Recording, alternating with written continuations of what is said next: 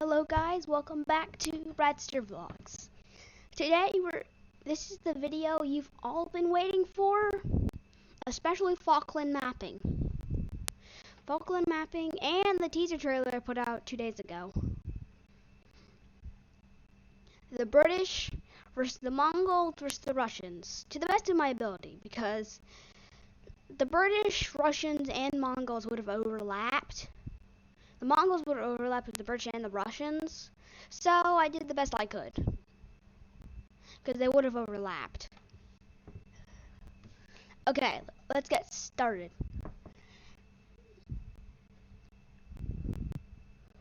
So the first biggest versus the second biggest versus the third biggest empires, all fighting against each other. Now let's start. What would probably happen first is this is also happening just for fun, and this is not supposed to be taken literally. Not supposed to be taken seriously at all. It's probably Hong Kong and this is modern day, so Hong Kong would probably be destroyed by the Mongols. And I guess Britain really didn't need it anyway, since they're not going to trade with China, since China doesn't exist here. Technically, the Mongols are connected with the little Afghanistan strip that does connect to China. So technically, they are connected. Now, let's go. This little part of India, this little province that separates Nepal from Bhutan in real life, will probably be destroyed. Also cleaning up the borders of Britain, so yeah. As they would probably start taking over neighboring countries like Syria, Lebanon, Saudi Arabia, and Bulgaria. They'd probably take over these nations just because, well, they're small and it'll give them a better advantage. As now that Saudi Arabia is completely gone, a lot of countries lost their oil supplies because Saudi Arabia gives a lot of oil. The US and Saudi Arabia are some of the biggest distributors of oil. So it's really bad without Saudi Arabia. As Jordan is slowly being eaten up, as Israel and Palestine are having the same thing. As they move all the way to the Sinai and start pushing in. The British and Russians aren't doing much about it since they can't really do much. But then as the Russians quickly move in while they're busy, they move inland and take northern Iran and East Turkey.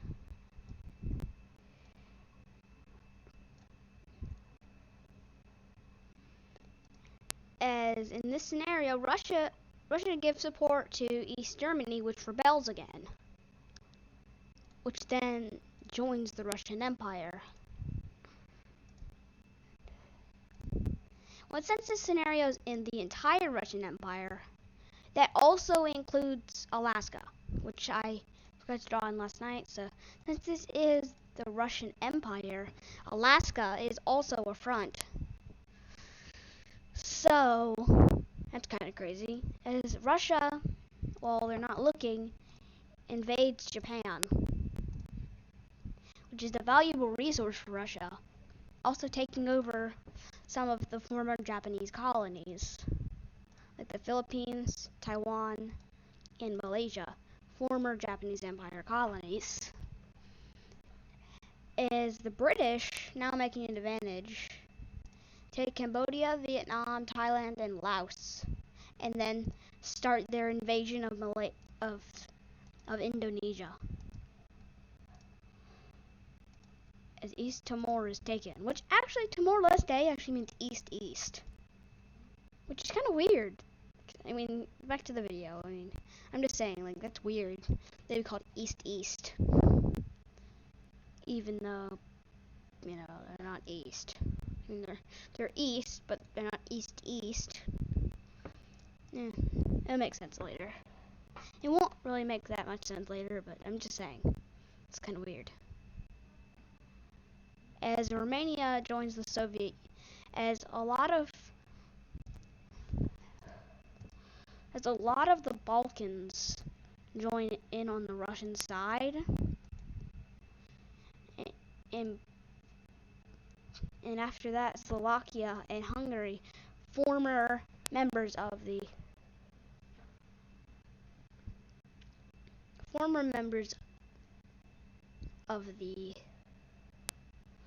Warsaw Pact, also join in.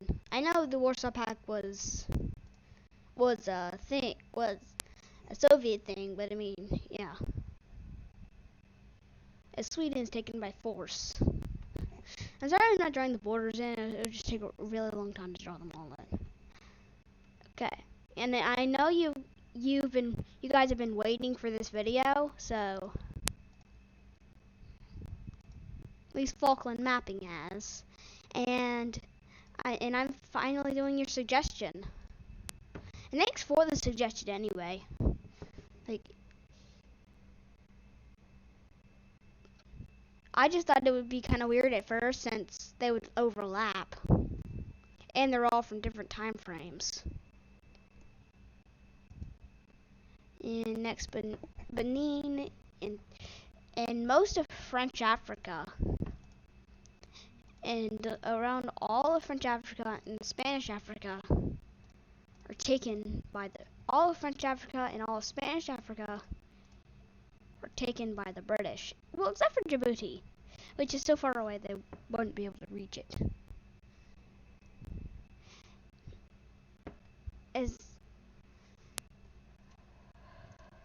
As powerful ports for the British for other nations' trade are destroyed by the Mongols.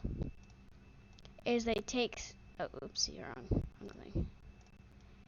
As they take Kuwait, the UAE, and Qatar, which are really good ports for the UK, but are now destroyed. As they take Greece, Sicily, and Sardinia, also valuable ports. As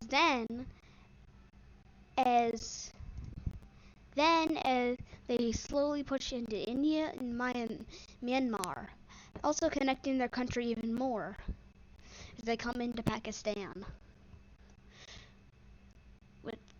The British can't do very much since they're already occupied in Africa. But as the British move all of their armies up north and take back a lot of their land, plus gaining new land, as they even take parts of Iran and Afghanistan from them. As not getting all of their former land, gaining around as much, just in different areas. As they slowly push into China, as all of Indochina is theirs. Well, except for Malaysia, which is part of the Russian Empire. As they slowly push in. As the Russians, now wanting to expand even more, invade Hongchong-Mei. At least that's what I think it's called. Let me go look at my map. And that's the capital of Vietnam. No, it's not the capital, but they take over Hong Cha-Mei City. Yeah, I was close, but sorry if I mispronounced that. It's just I'm not really good at pronouncing that. As they take that over and start pushing into Thailand, Laos, Cambodia, and Vietnam.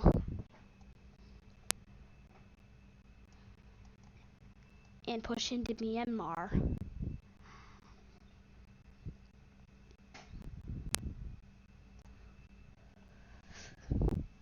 But then, as a part of the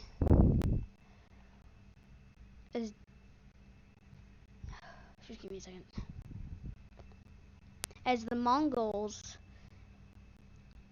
gain land because of Egypt, as Egypt rebels. As Egypt rebels against Britain, and they take it over. It's taking Port Sudan, which is a city, not just a port. It's a city called Port Sudan. I thought it was kind of a weird city name too. Then as they take Eritrea, Djibouti, Somalia, and Ethiopia, they take the colony of Madagascar. As they take Portuguese colonies and Belgium. As Britain quickly gets Rwanda and Burundi.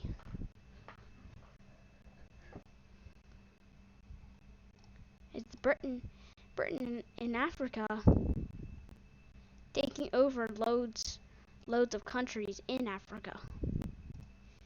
And take over most of Central America except for Mexico.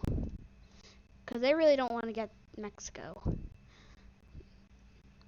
As the US, seeing that all of this conflict, and also having Alaska being destroyed, joining the war, which is pretty crazy, as the US actually joins this war, as they quickly gain land and join with Mexico, and move across the sea to take Portugal and Spain and France, along with mainland Italy, as Switzerland and Austria join them. And same with West Germany, Belgium, Netherlands, and Luxembourg. As they take most of what's left. And now almost the entire world is captured, as the US takes a few places left. But what's this? The Russians take over Uruguay, Paraguay, and Bolivia. As the Mongols come around and take Argentina and Chile. As now all of the world is completely part of one of the three empires, which is now it's getting intense. They move through Sudan and South Sudan, connecting their empire, as wanting to move south through Zambia and Malawi to connect. As they slowly do that, they move and touch Mozambique, which they have more colonies they want to connect, as they really can't connect these. They just leave them. As now the Soviets and the British are pushed out of China. And the Mongols are slowly winning. As they push into Tajikistan,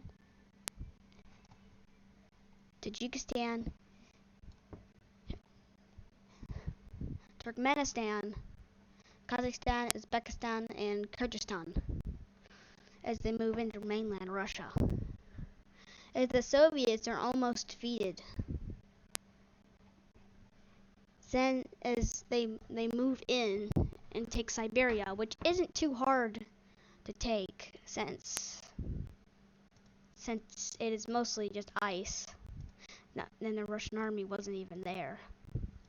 As they take over Japan, but leave Taiwan and the Philippines, as they take most of Indochina and start their push inward, taking all of the states the Soviets had conquered, mostly.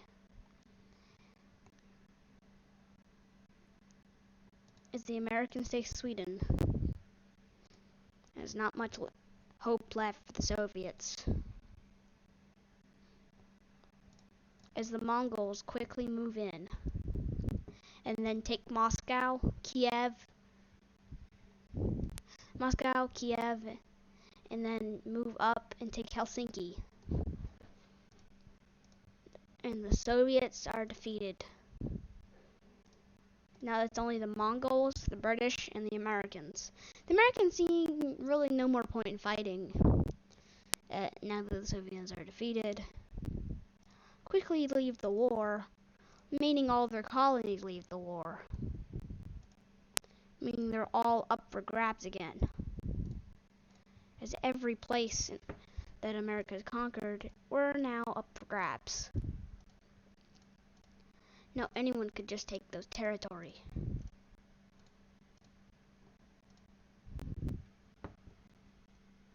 And now that that is done, the British, seeing that they have an advantage point, take Spain, Portugal, France, Italy, and all of these former American states. But America keeps Luxembourg, just not to fight there, they just wanted to keep it. As then of all of Scandinavia is taken except for Finland, as Iceland and Greenland are also taken. As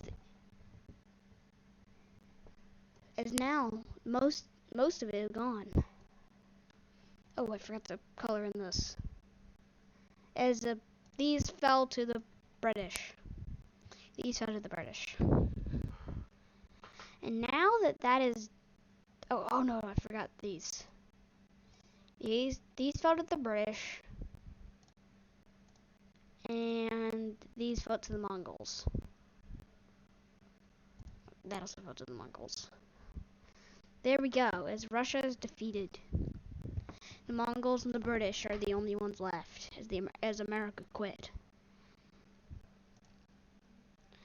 As the Mongols quickly move in. But then, as the British, seeing that they're not near India, make a rebellion and take all the way up to Siberia and all the way back down. All the ice-covered regions of Russia are completely gone, as they've split the Mongols in two. Actually, 3 parts. They were already in 2 parts. Argentina and Chile are gone, as the Mongol Empire is split in half. But then, as some Mongol soldiers, not able to have much, but quickly get through the country, and then take the Caspian Sea as non-international waters, and take it over, along the entire Black Sea and Red Sea, as they take the British Empire's areas here and also claim the Persian Gulf as their own. They take this entire part of the Mediterranean Sea, destroying Cyprus. As now the war rages on. Mongols quickly expanding their border, and the British almost defeated. As then this entire piece just chops off. As what's left in some areas of Britain quit. They quit fighting and quickly start losing. Some former territories leave. Even territories that were originally part of the British Empire just leave. Some of them even just leaving the war entirely, like gaining their independence and leaving. And that's what happens with Senegal, Guinea-Bissau, Sierra Leone, Liberia, Cote d'Ivoire, Burkina Faso, Mali, Western Sahara, and Mauritania, as the British Empire unravels, just like it did in the 1970s through 90s. As Iberia, what's left of France and Italy, also leave, then are quickly captured by the Mongols. As they take all of Denmark and Scandinavia, which is really bad for Britain, as they're defeated out of India and are left in Sri Lanka. As Mongols land on Borneo, New Guinea, and Sumatra, and then take the island of Java and the island of Timor. the British Philippines are gone. Sri Lanka is retaken. As the British completely are taken out of Fiji, northern New Zealand, and Tasmania, is then as the British surrender to the Mongols.